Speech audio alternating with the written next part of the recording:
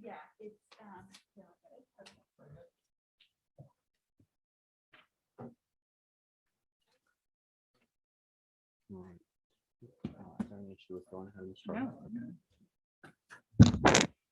Good afternoon, everyone. We will convene the General Affairs Subcommittee of Government Affairs. Thank you guys for coming. We're going to go ahead.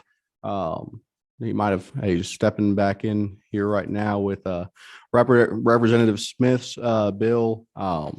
He informed the committee he no longer needs consideration for 908, correct? So we will only be hearing House Bill 907, and Representative Smith, if I'm incorrect, please let me know. We will be hearing LC 471148. Yes. Thank you. Of the committee. Good to see y'all today. I appreciate y'all taking this into consideration today. My county approached me late last year in 2021 and had mentioned to me that we were going to be unable to continue collecting our T-Splice revenues due to us having reached the cap amount. I believe, and I'll have my county clerk with me here today to explain to y'all how this came about and the need for this bill. And basically, and I can let Miss Allison testify here, but basically what this bill does is say that a county were to reach that cap, instead of having to wait like we see this year, we would have to wait until May to have this on a ballot. We could actually be able to call for a special election to put that on a separate ballot. And what's at stake here, and I know Miss Allison can say this for just our situation in Haralson County. I know there are other counties in our state that experience the same situation, but we are looking at losing out on $6 to $7 million worth of revenue collected under this T-Splice. And for a county like ours that's poor, it's a big deal. So I think this law would allow us, when we reach these caps, because I don't think anybody anticipated us being able to collect what we have already, getting to that $12 million cap. I don't think that anybody anticipated that. So in the event that we reach those in the future, should it be needed, we could come back and hold a special election to ensure that we are able to continue collecting this and that we don't lose out on the tax money that we so desperately need in rural counties like mine. If it's pleasing to the chair, I'd let Miss Allison go over it as well. Sure. Go ahead and state your full name and position if relevant. My name's Allison Palmer. I'm the county clerk for Haralson County. What happened with us was we jumped in early on when they offered the single county T-Splice. And at the time, no one understood that that was one that when you reach the amount you set for that T-Splice that it stops. And so we were basing it on current collections at the time of our county taxes. And at the time that this started in 2018, we were collecting approximately, the county's 60% was approximately $127,000 a month. Well, this, once the online sales tax and the economy boosted, we're now collecting, this month we collected $207,000. So this is ending well over a year before we projected that it would end. And with these, our county's roads had gotten in quite bad shape, and with this alone, the T-Splice is allowing us to pave even more roads than our LMIG money that's coming in. Over the 4 years, including this 22 that we will be doing, the T-Splosh alone has allowed us to repave 49 miles of roads, whereas the LMIG from the state allows us to pave 41 miles in that time frame. So that's nearly 100 miles of our 342 miles in the county.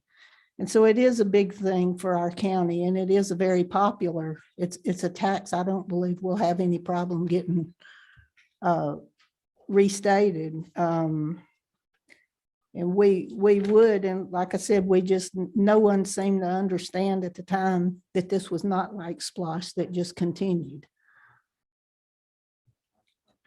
I know it's no easy feat to get general legislation in quickly, so I commend you for, I'm sure, your diligence, which was contacting your representative when the issue became aware. And I think I don't think any of us last year or 2 years ago when this pandemic broke out thought we'd be hearing legislation about revenue-based taxes having a cap that we were meeting too quickly. So that maybe this is something we got to fix on the good repercussion of keeping our state open for business. So with that, I know we have 2 questions from the audience, but I want to make sure that is there any committee member who has a question so far based on the author's testimony and Ms. Palmer's? All right, with that, we will hear from is it Gerald? Mr. Garland Favorito. Thank you. House Bill 886. Oh, okay, that's fine. Then we'll go to Mr. Todd Edwards. Yep, yes, sir. You're fine.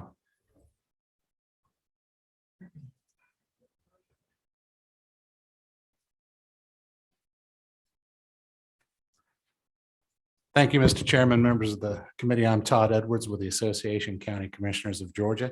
I'll be short and sweet. We fully support this bill and urge a favorable consideration.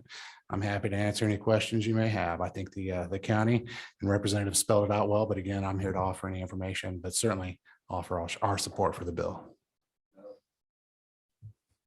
I don't see the municipal association signed up. Do you know their opinion? I could not speak for our friends for the municipality. So, well, we thank you for your note on being favorable to the bill. With that, is there any questions from the committee or motion?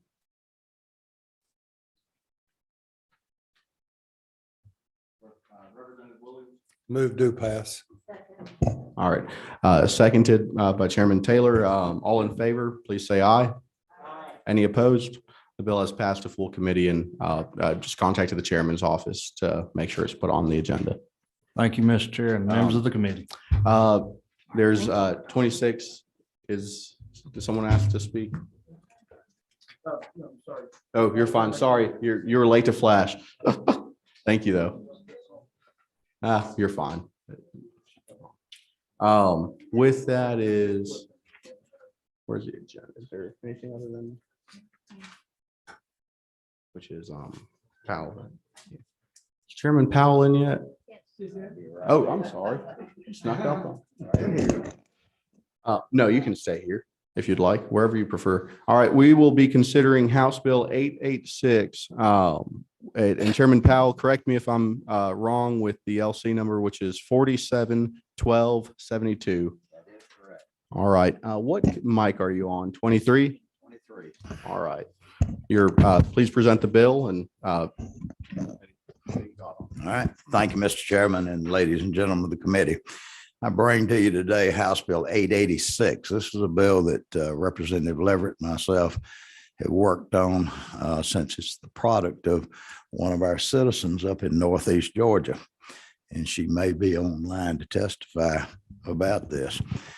Last year, when the Committee on Election Reform, the Select Committee, when we were dealing with upgrading the election system in Georgia, a lot of the pattern that we were going at, and that was to try to unify statewide all of the processes of the election, whether it be Fulton County or Hart County, DeKalb County or Franklin County or whatever county, so that we would have elections that were absolutely the same statewide, so there'd be no more of the questions that had been asked that had been historically been talked about for years between certain jurisdictions.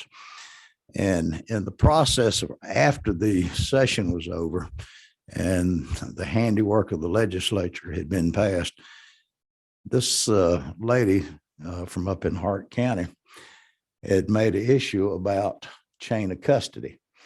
And to be quite frank, it took me a little bit of time to wrap my hands around it, because I knew that under the old and the current laws was that boards of election were supposed to retain the ballots in secured boxes. And then the more she got into it and outlined what she was talking about, I realized that she was absolutely right. There were a lot of blank spaces. We put a lot of language in last year dealing with secure paper, not just the ballots, but absentees and the such. And that's where the genesis of this came from. Now, that being said, I'm going to go over section 1, because section 1 would give you an idea, because there's a lot of verbiage through all of the sections changed to add this. But you'll notice that when I read this, this is going to be the gist of how this would operate through every part of the election process. In section 1, this deals with the security paper from the suppliers to the election superintendents. And if you'll read starting on line 19, at the time the security paper is delivered to the election superintendent from the supplier of such paper, the security paper will be placed in locked containers. Such containers will be sealed with a numbered seal, the number of which will be recorded on a tracking form maintained by the superintendent. Each person who takes possession of a container in which that security paper is enclosed shall provide written confirmation with a date, time, and signature that the number of the sealed container matches the number recorded on the tracking forms, and that such seal has not been broken or otherwise tampered with or compromised. The tracking form shall also serve as a chain of custody document on which each person who takes possession of the container shall sign for the security paper therein. Such form shall remain with the containers until the security paper is used or destroyed in accordance with law. This is the gist of what we're talking about, the chain of custody. And this follows the acceptable practices when we talk about chain of custody that's used by law enforcement to be sure that everybody that handles things, that they're on record, they're documented, so there's no changing or any deletions or taking things out. Section 1 deals with that security paper. I thought long and hard when drafting the bill whether blank security paper would be a question. And then I realized that would just be another issue that could be brought up at any time that somebody might have gotten a hold of reams of paper or the ballots and could have made some kind of scurrilous act with that. So I thought that it would be proper that we go from start to finish to do that chain of custody. Section 2 adds certain paper in the screening of the scanners. Section 3 deals with the ballots as they come out of the drop boxes. Several changes in this section. Chain of custody for the ballot transfers from the drop boxes, so that when ballots are picked up out of drop boxes, even though they've been watched, there's a certain way that there's a chain of custody when they're placed into the bags of the boxes. A chain of custody is maintained throughout that whole process. Checking seals on these drop boxes, that's included in here. Section 4 continues the chain of custody for absentee ballots. So when absentee ballots are brought in, specifies that they're put into these boxes or bags, and there's a seal and a chain of custody, including who has had access to it.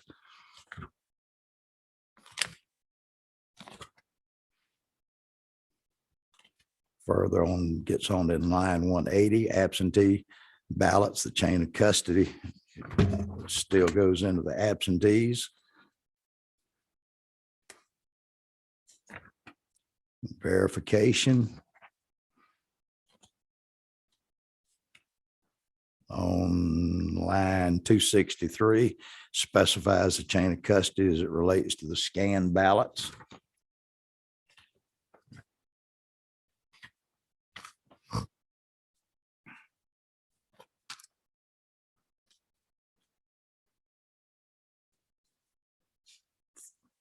312, absentee the tabulation. Once the absentees have been tabulated, then we're into another system, the same system of a chain of custody, that those people who are handling them, that they'll be verified through that. On line 253, that starts a section. Chain of custody again would be in effect for canceled ballots. As we know, in the process where there's canceled ballots, that also needs to be retained for chain of custody. Section 5 deals with the chain of custody for the provisional ballots. You get into line 388, deals with the chain of custody for the delivery of the ballots and materials after the polls are closed. Section 7, election material and the ballots are numbered and confirmed with the chain of custody. Counted ballots are returned to the boxes with all materials for the chain of custody at the end of it. So what this does, while it's a rather thick bill, it basically provides it at every step of the way. There'll be a bona fide authorized chain of custody, so that anyone who gets in them, that there'll be no more of these questions like we have seen in the past, so that there is a bona fide chain of custody, sealed and verified with the tracking sheet to who has had access to them.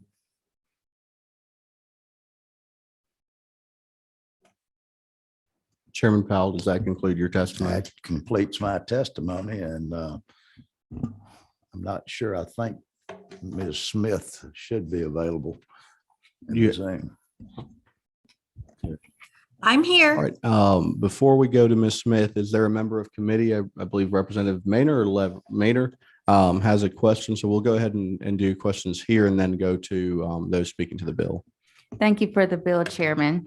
I think it's a great bill because I've actually seen an election official leave a box somewhere, walk out of the room, and someone had to go get them to come back and get the box. And that was in front of a judge who said, hey, go get him. He left his box. So I think it's a good bill in that respect. Question, if someone gets in the chain of command and the box is not sealed, what should that person do? Are they supposed to report that it's not sealed? Or do they just? The election superintendent, once reported, the election superintendent would then step in, and they could then track to find out, has there been an unknown person that got into it? At which point law enforcement could be summoned to start investigating. Okay, thank you. Chairman Taylor has a question. Thank you. Just a quick one. Were there any penalties? What happens to those ballots? If they were ballots that were left undone or unsupervised, where do they go? I'm not sure I understand If, like she said, if somebody finds a box that's not been, hasn't been protected the way it should be. that should probably be under the investigation of that election Okay. superintendent. And then if necessary, it should be probably prompt calling in of the law enforcement agency Okay. to investigate if it looked like there was criminal activity. Okay, thank you. Thank you, Representative Roberts. Thank you. I agree. Chain of custody is always a good thing, and I've been a proponent of better processes in our elections as well. So I appreciate the bill. I do have one concern, which is the requirement on 396 of mandatory poll watchers by the parties. We're struggling to get election workers right now. And so my concern is that that's going to be onerous on the parties to be there for every step of the way, as you described. Just a comment. And then, is the objective of the security paper for the absentee ballots, or because the ones in the precincts that go through the BMDs have a QR code? So is that what I'm wondering what your intention was. I think the intentions of this is that, last year when that omnibus bill on election reform came up, as misunderstood as a lot of the rationale was, it was to create a system that everything was seamless. Everything was done the same, no matter what the jurisdiction you were in. So that distrust between certain areas of the state that went out the door. So that everything could be uniform and know what to expect. One of the things that we did put into there last year was the fact about poll watchers, increase their responsibilities, increase the diligence. And with this was kind of dovetail into that there should be poll watchers. You shouldn't allow a single individual to be picking up, transporting by themselves. That means that there should be a poll watcher or someone else there, represented by both, or that if the political parties wanted to have someone there, then they could see it. So there's no cries for foul or anything. Well, the poll watchers wouldn't be handling the ballots. That's the election No, workers. they would be there in attendance to watch it, to be sure that it's being okay. done properly. Okay. But did you answer my question on the security paper? I apologize. Again, Was it for the absentee ballots? Was that the it's for primary? everything. This bill takes up everything from blank security paper to provisional ballots, to absentee ballots, to ballots put in the drop boxes, everything across the whole way when ballots are brought in. Security paper. And I wondered at first about the necessity of bringing in so much on the blank security paper. Mhm. But then I realized that could also add questions to someone at some point, that if that security paper was not under that same regimen of chain of custody, then someone could possibly say that, well, someone has gotten reams of security paper and they've marked ballots or they've changed something. Since all of this is in an official capacity of the election system, it's easier to just, as a leap of faith, to put chain of custody over all aspects of it. I'd be interested to see what the counties say about that, because my understanding is the cost is really that it's a lot more expensive. And my understanding is that the high-speed Dominion scanners that scan the absentee ballots can't even detect it. So I just wouldn't want us putting that financial burden on our counties if we didn't confirm that it would actually provide I a think use. that So might be worth the question. I would not be surprised that at any change along the way, the counties always have a concern about cost. But the county, as well as the state, has an interest involved that we clean up the election process to be sure there's uniformity and with no possible. I'm not arguing with that, but if it won't read the paper, if it can't detect that it's security paper, then that's an unnecessary cost on them for the absentee My ballots. understanding from what I learned last year that security paper will be marked. That is a special paper. Right, but the Dominion's high-speed scanners that they run all the absentee ballots through, my understanding is it can't detect the security paper. So you're paying more money for paper that particular, you should ask the Yeah, Dominion but folks. if it comes from the manufacturer in boxes or reams, it's marked security paper, then it's a leap of faith that I think you'd have to take. All right, we're gonna have, Thank we you. have several, thank you. We have 30 minutes left. I want to make sure everyone who wants to talk on the bill does. So I'm going to ask for all, we have three more legislators, including one on Zoom on the subcommittee wanting to speak. If you could be as brief as possible with your questions, so then we can get to Ms. Smith, who's speaking on the bill. Chairman, is she speaking on the bill, giving it additional insights on the technicalities, or is she? I wanted to see if we should get her before we get the rest of the questions. She was the genesis behind this, and her thoughts as she was watching the legislative process last year in the election process. So I'm going to go ahead and recognize Ms. Dana Smith. That way, if there's a committee member who has a question that, and they can find it more appropriate to who to address it to, you have her as part of your testimony. So Ms. Dana Smith, go ahead and try to speak and see if it's working. All right, can you hear me there? Yes, ma'am.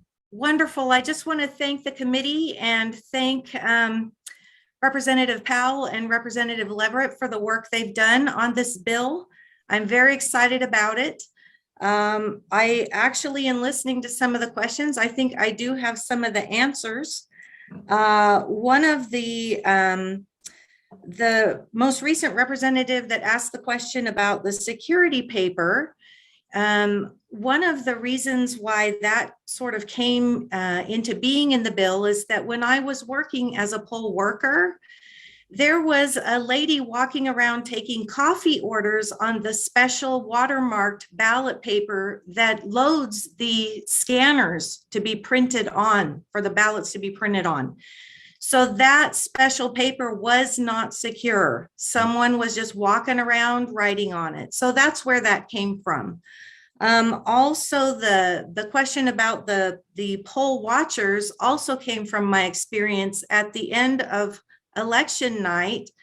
Before we emptied the scanners and gathered up all of those ballots, our poll watchers had already left. So when we had an issue with our locks missing and no place to document it, we had no poll watchers there watching that process. So that's really where that came from. I recognize there's a big concern about cost and process, and I want to reassure you that all of this can be obtained with one piece of paper. The addition of one well-designed chain of custody paper, which I've given a rough draft for that anyone can use, that's really the only extra expense with this bill, to provide wonderful, clear proof that evidence of people's votes has not been tampered with. Chain of custody is just a process that ensures evidence is not tampered with. So I thank you each for your work on this, and I'm happy to answer any questions going forward. Thank you, Ms. Smith. We will go ahead and go to members of committee who've been patiently waiting. Representative Williams. Thank you, Mr. Chairman. My only issue is requiring poll watchers to be present. I'm from a rural county also, and there's no way some of those counties are going to have poll watchers. I understand. I was chief registrar for 16 years, so I understand your duty and what you do. And for the most part, all the counties do a great job, and I commend you for that. And there's been a chain of command for the ballots all of this time, but it's also already gone into legislation for the special paper. So that's already there. So that's a moot point, but still you can't require each county to have poll watchers from the parties. I mean, it's hard enough to get anybody to come to a meeting, much less stay at the courthouse or even get some of the registrars to work. So it's just an issue that I would have there, Mr. Chairman. Otherwise, the chain of command, I understand, but without a poll watcher from each political party being present. So is that going to be Republican, Democrat, and the other one? We can't even get them there. Thank you. Make a valid point. Chairman Powell, do you want to address that, or would you like me to hold and take other questions? All right. So we something notable, but we will go ahead and go to Zoom. We have Representative Williams, Mary Frances Williams. Yes, thank you, Mr. Chairman. So my question actually is pretty similar to or my comment, Representative Williams. I talked to our elections director in Cobb, and I'm not sure if the bill requires poll watchers for every stage, but if you had to have a poll watcher every time you moved a box or did anything with chain of command, that wouldn't work. So if she also expressed concerns about having to wait on a poll watcher from both parties to go forward with the chain of command, just for the same reasons that Representative Williams brought up. They're just having trouble, getting enough people to show up when they need them. So it's just, she just thought that was a little bit requiring poll watchers on top of the other. I think you have to have 3 people. So poll watchers is like an added layer, which is going to be tough for some counties, I think. Thank you. Thank you, Representative Williams. Representative Brunel. Thank you, Mr. Chairman. I'm sorry, I forgot what the speaker's name was, but where is she from? Hart. Hart County. Hart And County. I think you're referencing just for the public, Miss Dana Smith. Okay. Was that your only question? I still have that question about the cost, but I guess we will come back to that later, from my Okay. understanding. Okay. Representative Maynor, 28. Yeah. Thank you. I was just going to say, can the poll watchers be optional? That way, if a party does want their poll watcher to be there, they can. I believe so. And if you'd like to, out of transparency, I did ask, I saw that from Representative Williams' comment that might be an amendment the committee would like to look at. So after we're done with committee testimony, Legislative Council may or may not have a proposed amendment for that. So that can be entertained by any member of the committee if they would like to present it. Representative Roberts. Might have answered might answer the question, but I was curious if this is supposed to apply to nonpartisan municipal elections as well. Yes. It is, but we don't have parties. It's nonpartisan. Okay. All right. I don't see any additional members of the committee. We do have Representative B. Wynn who would like to speak, who's a member of the General Committee. I'll go ahead and recognize you before we recognize others. Thank you, Mr. Chair. I did want to specifically speak about some of the issues already addressed by some of the members on the committee, specifically on Section 6 and the requirement of poll watchers from each political party to be present. In 2020, we had over almost 2,400 precincts throughout the state of Georgia, and that would place a tremendous burden on not just the counties, but on the political parties to ensure that poll watchers would be present in each precinct.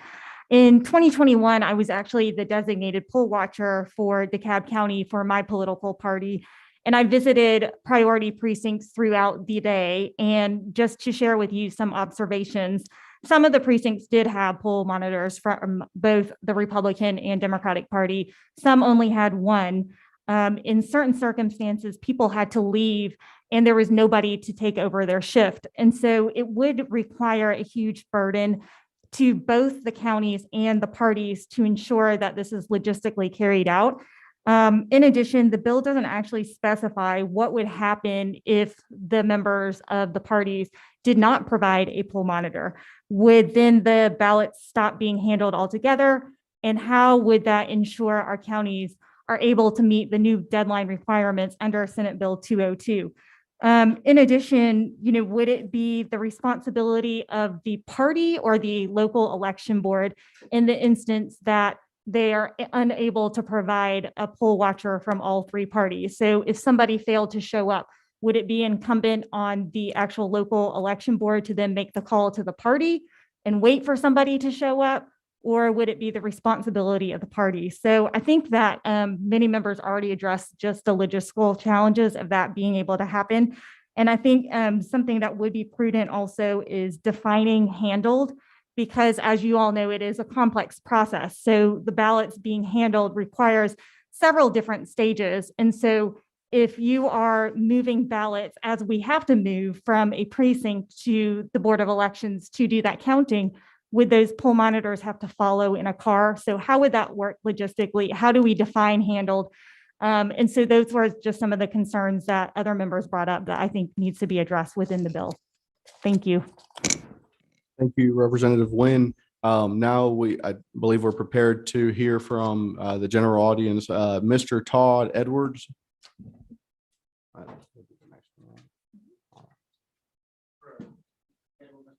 Wherever you'd like to be. Give me a second to put that mic on. There you go. Thank you again, Mr. Chairman, members of the committee. I'm Todd Edwards with the Association of County Commissioners of Georgia. We have, as we do every year, study election bills closely. Last year, we had only over 95 eventually, excuse me, I'm stuttering, condensed down into the omnibus bill, Senate Bill 202. Our county has spent a lot of time training, getting used to not only the new election machines, the other new provisions, but also Senate Bill 202. There's a lot of work going on. I sit here, I read this, and as I do many bills, they make good sense. I think there are legitimate issues that are trying to be solved in this case, securing the security ballots through the tracking mechanisms, the storage. My biggest issue is at what point are we trying to address problems that may already be addressed, that take additional staff time, that take additional staff resources, and are indeed the highest best use of our limited time and resources at the counties.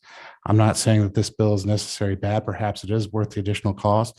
But if this year is any experience compared to last year, we're going to see numerous election bills. We're going to see proposals that are similar, that might be contradictory. And I would ask that careful consideration be given to all of them. I know there's a special committee on election integrity that's been set up by the General Assembly. And ultimately, the House did pull all these together, all these separate bills. And of course, I can't gauge how many are going to be addressed this year. But to look at these, look them on top of what's already been passed, look at the cost, look at what our county election officials are currently going through trying to comply with the laws that were just passed. And I would urge very, very careful consideration to introducing more responsibilities, more changes to that before we've fully implemented last year's bill through an even year at election. The cost was mentioned. I believe it was Ms. Smith mentioned it'd only be paper, but with any additional responsibilities or additional cast time or staff time, in addition to that, there's going to be additional storage for these containers, the cost of the containers themselves, the seals, and again, that's money. And again, by itself, that's not a big deal, but let's take the bigger picture of how much additional cost and staff time is going to be required of counties, not just from last year, but whatever else we may see this year. There's going to be additional confusion, which ultimately in elections, we're in Georgia, is going to lead to additional accusations, whether it be fraud or some sort of lawsuit. That's additional cost. A lot of people want to comply with the law. We might be targeting a few counties, but we got 157 others, rural ones that may not be able to as readily comply. Anytime that happens, we're subject to litigation. Is all this absolutely essential? This is the highest best use of our time. Please consider it carefully, marry it with the other bills, and let's get something that makes sense, for all of us. I was going to speak in depth on the section of the bill that required poll watchers at every election. I think that's been covered adequately. As stated, a lot of our counties some of them don't even have the parties registered in the counties.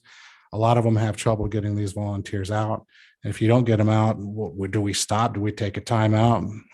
As mentioned earlier, I believe, what about all the other deadlines that we're now subject to under 202? With that, I'll conclude, Mr. Chairman. I thank you, and I thank the committee members for your consideration.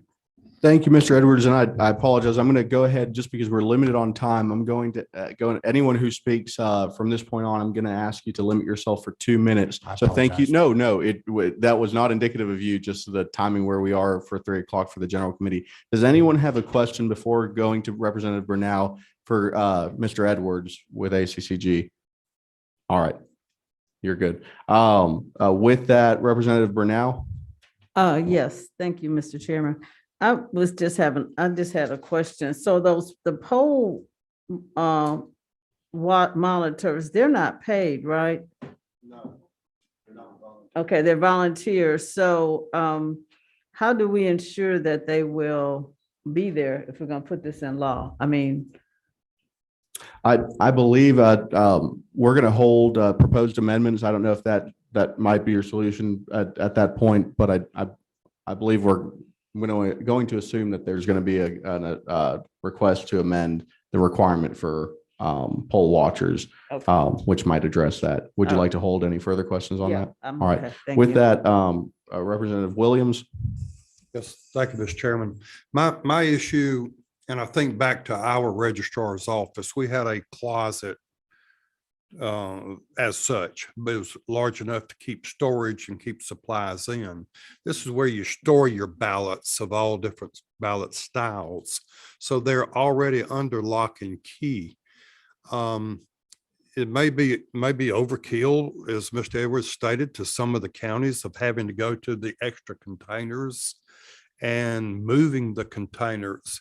The registrar or board of elections office would be, and I think you could attest to that also, Representative. It's not a ballot until it's printed, even though it is expensive paper. Until the ballot is actually printed on it. It's not a ballot, it's just paper.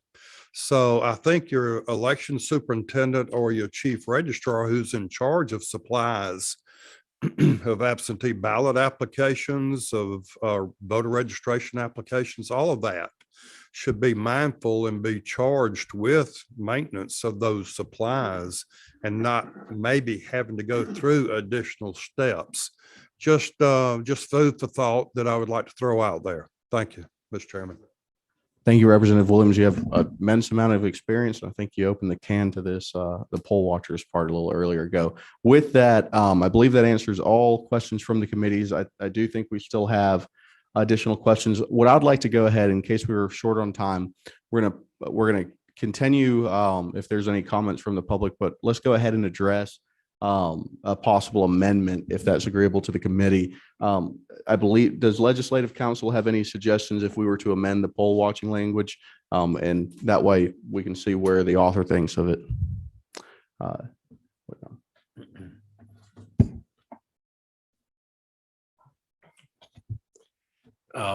Taking into account the comments of the committee members and just reviewing this particular amendment to the code section, it might be the best way to preserve as much as there is right now, but to address the concerns would be to replace the words on line 396, watcher from each political party, with official, since if you look over on 382, there's already a requirement that poll officials be present at this time.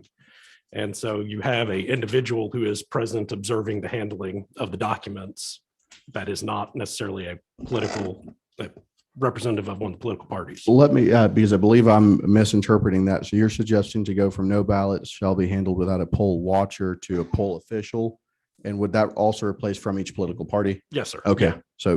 So strike out poll watcher from each political party. Strike out watcher from each political party and just replace that with official. Okay. Thank you. I'm going to hear from Chairman Powell on what his perspective on that suggestion is. Thank you. I think that would be acceptable, but I would also like for the committee and maybe council to consider language that if the political parties wish to have a poll watcher, that would be an option, that the poll watcher, if they're provided by the political parties, is an option to So that. I appreciate you bringing that up, and let me clarify, because I know we in Camden County had an issue with having political parties there. And I think the note of the committee is not to compel a volunteer to have to be there, meaning required, because the state can't compel that, unlike jury duty, I guess. But so are there protections already in code to allow if those political parties are necessary? Or let's get Legislative Council's perspective. 18. I do believe that there are existing provisions of the code that that both political parties as well as representatives of nonpartisan candidates do have the right to be present in the polling place through the conducting of the entirety of the activities at the polling place. And then there are similar rights for them to be present when votes are tabulated at the the central location in the registrar or superintendent's office. All right, I'm going to go ahead and ask, is there any motion? So we've heard from both the Legislative Council on a possible modification that dealt specifically with compelling volunteers. We've also heard from Chairman Powell on suggesting to add to that, in addition to making sure that political parties are allowed in there. From my interpretation, Legislative Council has indicated that protection in law is already codified. However, if that is the agreement of the committee to prefer that be added to this amendment, that's fine. Is there any amendments to be, is there anyone looking to make an amendment? Please indicate now on this issue. Excuse me. All right. As Chairman Powell. as I understand what council has said, is that by changing that to official, that already poll watchers are already allowed that they could observe and they could be there. And in those cases that there's not, or if in some of the counties, if they don't have poll watchers per se or officials, then the officials would stand. Would you like to address that? We can write it that way if so requested. So is, from what Chairman Powell is indicating, is there something that's not codified in there in current law? I mean, if I understood what Chairman Powell was saying, I think he would like it drafted so that if the poll watchers are there, if the poll watchers of a party are there, then they would have to sign off onto the documentation. Is that? The poll watchers would not touch. I know the question came up about handling, what that meant. Poll watchers don't handle. They watch, they observe to be sure. And that's the purpose of this. And maybe it wasn't drafted as clear as it should have been in that respect. But the part about changing watcher to official, that would be fine because those are the hired election officials that are doing this. But to have a poll watcher in the case that if these political parties or candidates want a poll watcher there to observe, they can observe, but they can't touch ballots because they're only watchers, they're not officials. But to say that it would be at that option, if they have them, that they could certainly be there to observe any of the transfer and things that go on with this. Yeah, yes, correct. Changing the language from watcher of each party to the official would do nothing to affect the right that representatives of each political party and nonpartisan candidates currently have to observe everything that's going on. So that's already place. covered Yes, under law. Yes, sir. All right. So if I don't see anyone wanting to make a motion at this time, we can go ahead and hear from the rest of the, well, we have 9 more minutes before general meeting. So we have 3 more people signed up to speak. Do you want me to hear those folks and see if there's any modifications? Whatever the will of the committee and the chair is. All right. So with that, Mr. Favorito, if you'd like to speak to the bill. Yes, thank you, Mr. Chairman. I want to thank Chairman Powell, and I also want to thank Dana Smith for the work that they put into this bill. It's great to see a legislature and a constituent working together. That's a very refreshing thing. We don't agree with Legislative Council's interpretation of the Georgia Code. We've had tremendous problems getting poll watchers in Fulton and Cobb County. So either they are violating the law or we're not interpreting the law correctly. And I can go into more detail about that, but that was not what I was planning to talk about for my 2 minutes. So I wanted to emphasize the importance of what Chairman Powell's bill is in regards to chain of custody and counterfeit ballots. We're grateful for this bill. I was there the day that they found 6 counterfeit ballots in Fulton County audit. There were 6 sworn affidavits for that. We still have not seen those counterfeit ballots yet. If you followed our press conference last week, we announced that we have found 107,000 ballots that have improper chain of custody. These came in for drop boxes. And in fact, the state does not even know how many ballots came in the November election through drop boxes. That 107,000 doesn't include the 355,000 estimated that are missing chain of custody documents. In addition, you have the Dropbox videos where anybody can put any kind of a ballot. This is cutting out.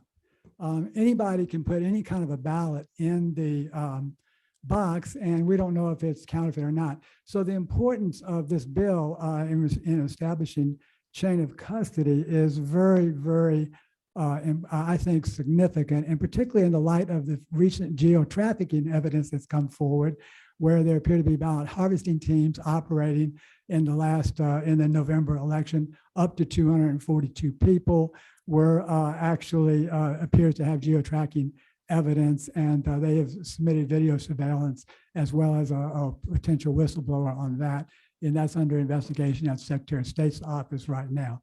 So those are just some of the things that we think that are really, really important about this bill, and I think that we commend the chairman and as well as Dana Smith for operating together constituent and legislature together. That is really refreshing. Thank you very much. We appreciate you.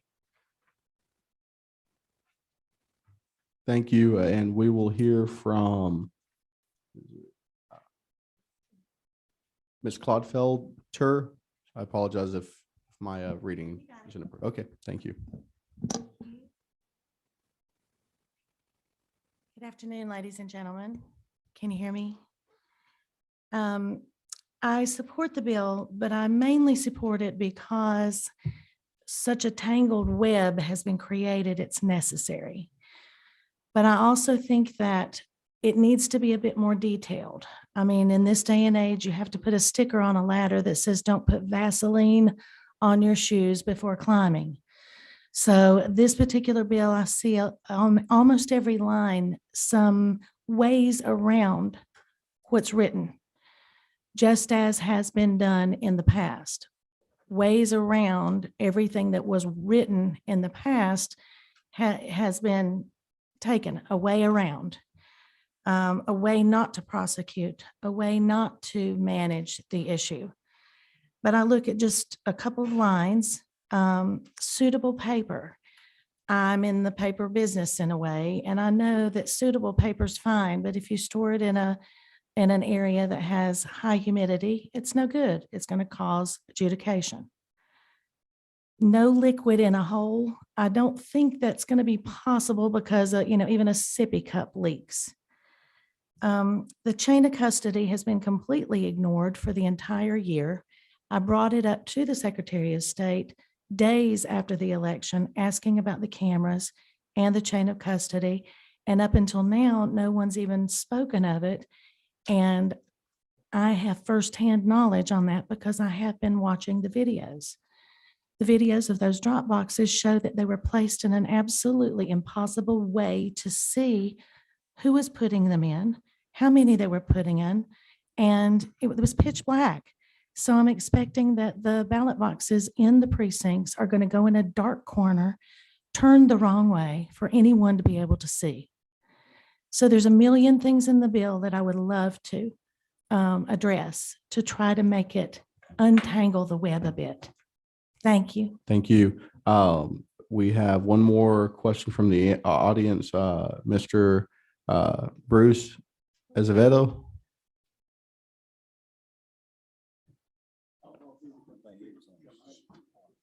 Oh, Zoom. Go ahead and, all right. This is Bruce. Yes, sir. Are you still looking to speak on 886?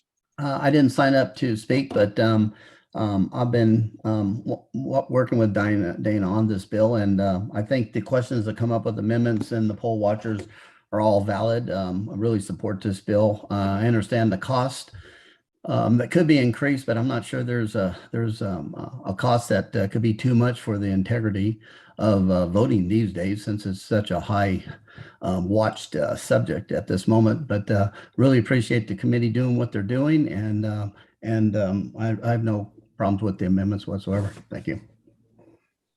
Thank you. Out of clarification, we do not have a current amendment that's been suggested by committee. That it concludes the folks looking to speak. We have 28 is Representative Maynard.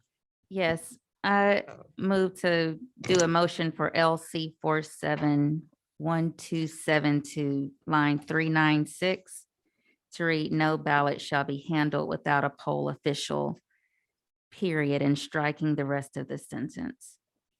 Well, up until present, per what Legislative Council said. So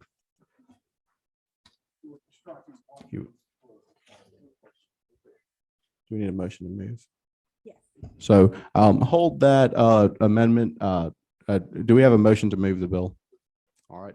So moved by Representative Gallot, and now we're entertaining an amendment. Do we have a second for the motion to move? All right. And now do we have all in favor? No. All right. So now we're in a position to accept amendments.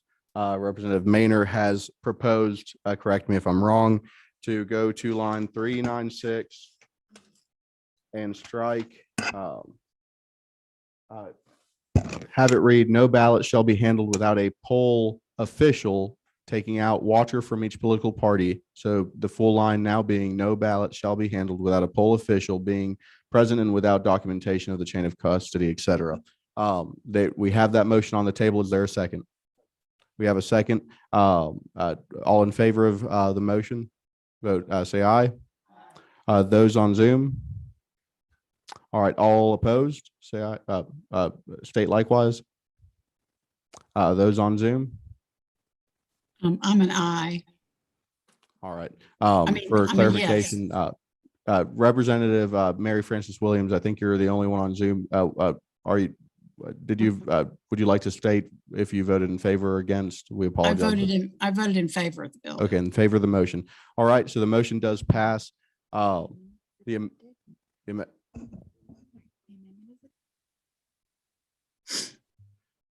amendment's adopted. Is there a motion for the full bill? As substituted by the committee. Okay, all right, so those we're gonna, no need, all in favor of the bill, say aye. Aye. Any opposed? No opposition. The bill so passes to full committee and it's up for consideration. With that, we apologize for running over. Oh, well, we're at 3 o'clock, so we'll move into the full government affairs meeting momentarily.